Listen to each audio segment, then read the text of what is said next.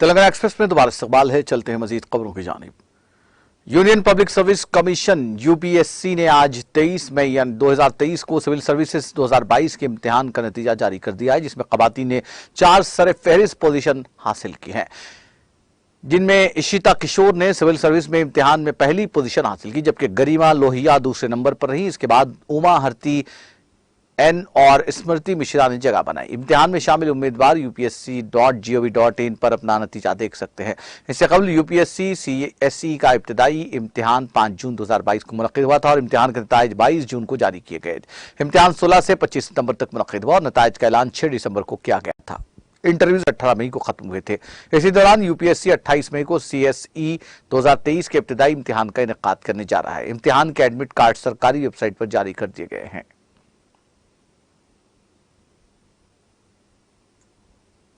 दिल्ली के वज़ीर आला अरविंद केजरीवाल ने दिल्ली के साबिक नायब वज़ीर आला मनीष सिसोदिया के साथ अदालत में पेशी के दौरान होने वाले बदसलूकी पर सवाल उठाते हुए कहा कि क्या ऊपर से ऐसा करने के लिए कहा गया है। हालांकि पुलिस ने बदसलूकी की बात को प्रोपेगेंडा बताया। केजरीवाल ने ट्वीट किया, क्या पुलिस को मनीष सिसोदिया के साथ इस तरह बदतमीजी करने का हक है? क्या पुलिस को ऊपर से ऐसा करने को कहा गया है?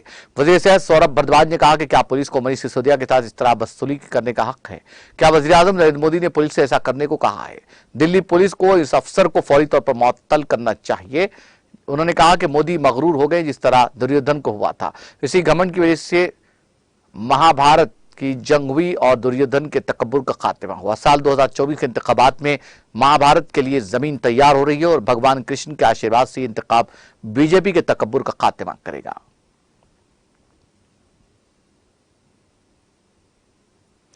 महाराष्ट्र के जिले बुल्दाना में तेज रफ्तार ट्रक और बस की टक्कर में कम से कम 8 अफराद हलाक और 13 दीगर जख्मी हो गए। एक सीनियर पुलिस अफसर ने मंगल को यह इत्तला दी। यह हादसा सुबह तकरीबन 6 बजे महाराष्ट्र के बुल्दाना जिले में संतखेड़ा राजा के करीब मुंबई संभाजी नगर नागपुर हाईवे पर पेश आया।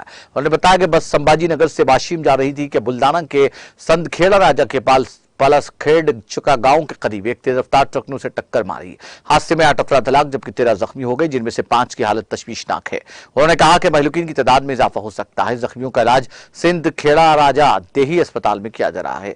हलाक और जख्मी होने वालों की शिनाख्त अभी तक नहीं हो सकी और पुलिस वाक़े की तहक़ीक़ात कर रही है।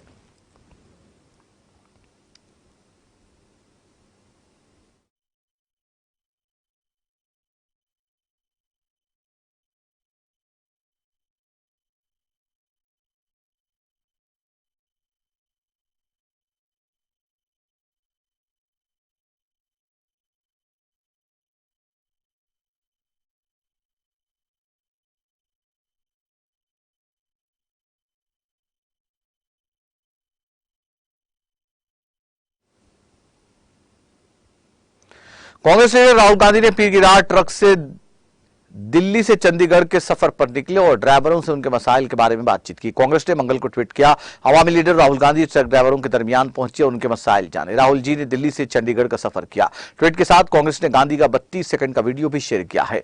वीडियो में राहुल गांधी सफेद टी शर्ट में मलबूस ट्रक पर चढ़ते और सवारी करते हुए नजर आ रहे हैं। कांग्रेस ने माइक्रो ब्लॉगिंग साइट पर कुछ तस्वीर भी शेयर की हैं, जिसमें वो ट्रक ड्राइवरों के साथ बातचीत करते हुए नजर आ रहे हैं। इससे पहले कांग्रेस के साबिक सदर ने मुखर्जी नगर में यूपीएससी उम्मीदवारों से बातचीत की थी।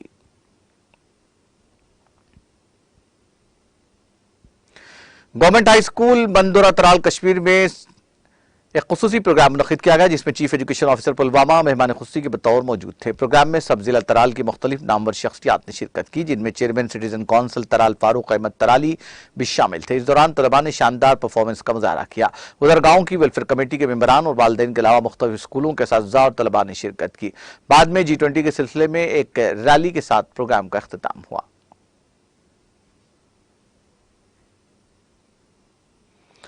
जम्मू कश्मीर के लेफ्टिनेंट गवर्नर मनोज सिन्हा का कहना है कि जम्मू कश्मीर यूनियन टेरिटरी की सियाहत मुल्क के कसीरुल सकाफती और कसीर मजहबी इक़्तिदार की अक्कासी करती है। उन्होंने कहा कि यूनियन टेरिटरी के नौजवान अपनी और कौम के लिए एक ताबनाक मुस्तकबिल तहरीर कर रहे हैं। उनका कहना था कि जम्मू कश्मीर में तामीर और तरक्की की रफ्तार और उसका पैमाना हैरान कुन है। लेफ्टिनेंट गवर्नर ने इन बातों का इजहार मंगल के रोज यहाँ SKICC में जो G20 टूरिज्म वर्किंग ग्रुप इजलास से अपने खिताब के दौरान किया। उन्होंने कहा कि जम्मू कश्मीर वज़ीर आज़म नरेंद्र मोदी की क़यादत में एक नए दौर से गुजर रहा है और यहाँ तरक्की और अमन के लामहदूद इम्कानात रोशन हुए हैं। उनका कहना था, जम्मू कश्मीर की टूरिज्म हमारे मुल्क के कसीरुल सकाफती और कसीर मजहबी इक़दार की अक्कासी भी करती है। सेना ने अमन, तरक्की और सियाहत की अहमियत पर रोशनी डालते हुए कहा कि शोबे सियाहत तनहा तरक्की की मंजिलें तय नहीं कर सकता। उन्होंने कहा कि शोबे सियाहत की तरक्की के लिए अच्छे बुनियादी ढांचे, ठोस मंसूबे और मौसर और जवाबदेह इंतजामिया का होना लाजमी है। उनका कहना था कि सिर्फ अमन और खुशहाली से ही मेहमान नवाजी में गर्मजोशी आ सकती है।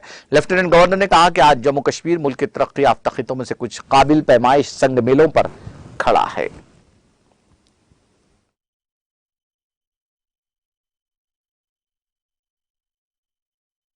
Thanks to visionary leadership of Honorable Prime Minister Modi ji, and the world can see, the entire society, especially the young generation, is scripting a bright future for themselves and the nation. The speed and scale of rapid development in Jammu Kashmir are awe-inspiring. The speed to execute infrastructure projects has gone up almost 10 times. I will give you a small example. Only 9,229 projects were completed in the year 1890. In the last financial year, we have completed 92,560 projects. This achievement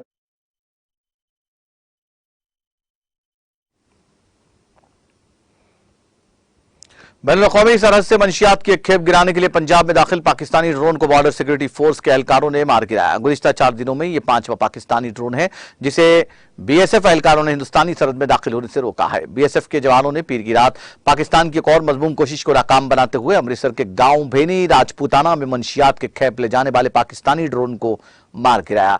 BSF के ताल्लुकात आमा के अफसर ने मंगल को बताया कि कल रात तकरीबन 9 बजे नशीबी इलाकों में तैनात बॉर्डर सिक्योरिटी फोर्स के एहलकारों ने जिले अमृतसर के गांव भेनी राजपूताना के करीब इलाके में एक मुश्तबा पाक ड्रोन की मध्यम आवाज सुनी। उन्होंने कहा कि जवानों ने ड्रोन को रोकने पर फौरी रद्द अमल का मुजाहरा किया और मंशियात के लिए जाने वाले पाक ड्रोन को कामयाबी से मार गिराया। अफसर ने बताया कि बाद में इलाके की तलाशी के दौरान बीएसएफ के एहलकारों ने एक सियाह रंग का drone quadcopter DJI Matrice 300 RTK और 2 किलो 100 ग्राम हीरोइन के 2 पैकेट बरामद किए। स्मगलरों के जरिए आसानी से पता लगाने के लिए एक छोटी टॉर्च स्विच ऑन कंडीशन भी खेप के साथ मुंसलिक थी।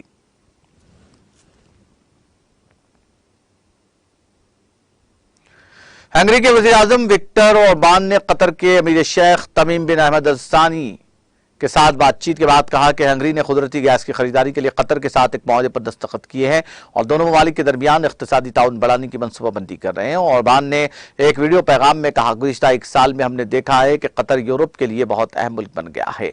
यूरोपीय मईशत ने कतर से हासिल होने वाले LNG के जरिए रूसी गैस के एक अहम हिस्से की तलाफी कर दी है। हमने तवानाई के ताउन पर इत्तफाक किया है और हम कतर से गैस खरीदेंगे क्योंकि एक मुल्क पर मुनहसिर रहने के मुकाबले में कई पर इन्हिसार करना हमेशा बेहतर ऑप्शन होता है। उन्होंने बातचीत के बाद यह भी कहा कि हंगरी और कतर दोनों ने बुनियादी ढांचे की तरक्की, नीज हवाई नक्ल अमल को बढ़ाने, मवासलात और ज़राअत में ताउन करने पर इत्तफाक किया है। दोनों ममालिक ने इख्तिसादी ताउन के वसीम इम्कानात तलाश किए हैं। हंगरी के वज़ीर आज़म ओरबान ने यह भी कहा कि उनके मुल्क की तरह कतर भी यूक्रेन रूस जंग का पुरअमन हल तलाश करने के लिए सालिसी का किरदार अदा करने तैयार है।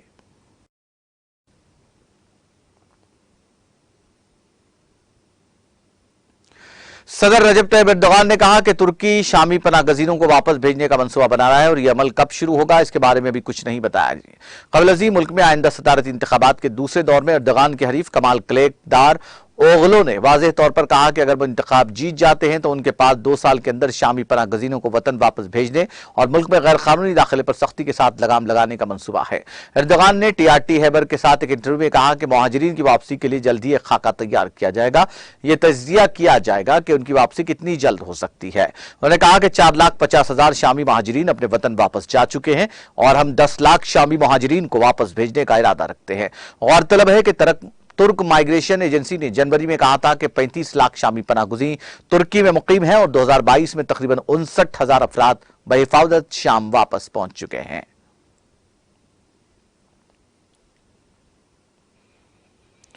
कोरिया के सफीर चोंग जेबुक का कहना है कि उनका मुल्क मिसाल भारत की G20 की सदारत की मुकम्मल हिमायत करता है। उन्होंने कहा कि दोनों ममालिक की हुकूमतों को कोरिया से कश्मीर तक सयाहों की तादाद बढ़ाने के लिए कोशिशें करने की जरूरत है। सफीर ने इन बातों का इजहार मंगल के रोज यहाँ SKICC में मुनक्किदा G20 इजलास के हाशिए पर नामानिगारों के साथ बात करने के दौरान किया। उन्होंने कहा कि यहाँ श्रीनगर में ये G20 टूरिज्म की तीसरी मीटिंग है और फिर इसका आखिरी मरहला गोवा में होगा और वहां मेंबर और मद्दू ममालिक की तरफ से इत्तेफाक राय के साथ एक दस्तावेज तैयार करने की उम्मीद है।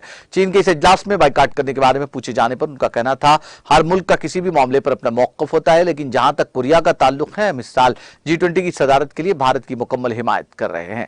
सफीर ने कहा कि भारत और कोरिया को चाहिए कि वो सकाफती तबादले को फरोग दे ताकि सियाहती शोबे को दवाम मिल सके। उन्होंने कहा कि इस साल भारत और कोरिया सिफारती ताल्लुकात के 50 बरस मुकम्मल होने का जश्न मना रहे हैं और इस जश्न से भी सयाहों को तरगीब दी जा सकती है।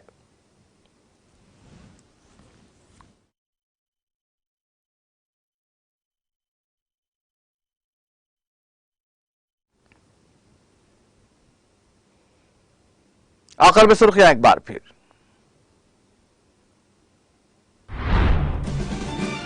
हुकूमत तेलंगाना ने महकमा पंचायत राज की तंजीम नौ के अहकाम किए जारी। मुख्तलिफ जुमरों के तहत 80 इंजीनियर्स के ओहदों को दी गई मंजूरी। तेलंगाना की तरक्याती और फलाही के बाद मुल्क भर के लिए मिसाली। जिला जगतियाल में तरक्याती प्रोग्राम्स में शिरकत के बाद रियासती वजीर को पुलईश्वर का खिताब। रियासत के गुल्ला कुरमा तबकात में 5 जून से की जाएगी भेड़ों की तकसीम। दूसरे मरहले के भेड़ों की तकसीम के जायजा इजलास से रियासती वजीर श्रीनिवास यादव का खिताब। कंटी वेलगू स्कीम के तहत सिर्फ 80 दिनों में 1.5 करोड़ लोगों का निशाना मुकम्मल। हुकूमत तेलंगाना ने बनाया रिकॉर्ड। वजीर सेहत हरीश राव ने जिला कलेक्टर्स और अहदेदारों की सताइश।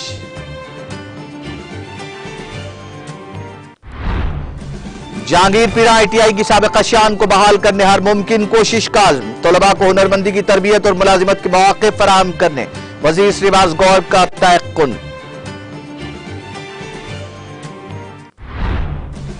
तेलंगाना में आइंदा 24 घंटों के दौरान गरज चमक के साथ बारिश का इम्कान। जिले आदिलाबाद में आजम तरीन दर्जे हरारत 41.3 डिग्री सेल्सियस दर्ज। सिविल सर्विसेज 2022 के इम्तिहान का नतीजा जारी। खवातीन ने 4 सरफहरिस्त पोजीशन किए हासिल।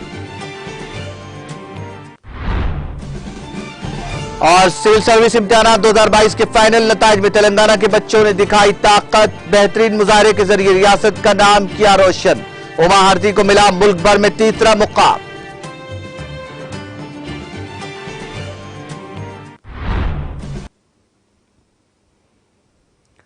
तेलंगाना एक्सप्रेस में फिलहाल इतना ही। मुझे और मेरी पूरी टीम को दीजिए इजाजत। ताजा तरीन अपडेट्स के लिए देखते रहिए TTV।